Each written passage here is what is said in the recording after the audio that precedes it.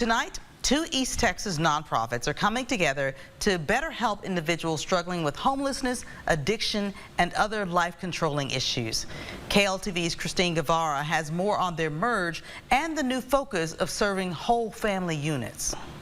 Wiseman Ministries is merging with Sonshine Lighthouse in Overton to become Wiseman Lighthouse.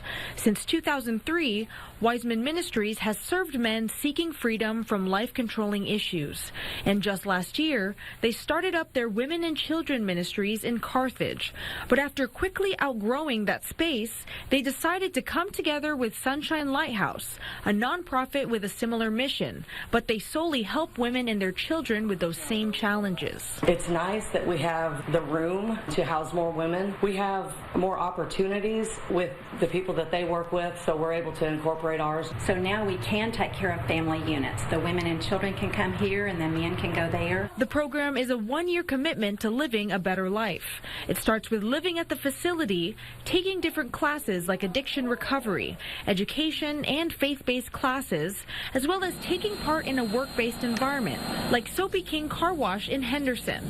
We spoke with a Wiseman Lighthouse resident and program graduate who both work at the car wash. I had been through a lot of trauma and I fell off a little bit, got into drugs and lost my faith in God. Wiseman has honestly, brought that faith back to me, and they've taught me how to love myself again when, nobody else did. They literally love you back to life, and that's just the most important part about living is communication and community. It is all about partnering together.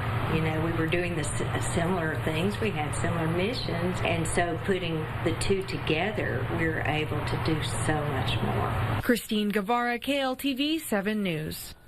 On October 8th at Bar None Church in Tatum, they will have their first graduation since the merge, celebrating 38 men and women who have completed the program.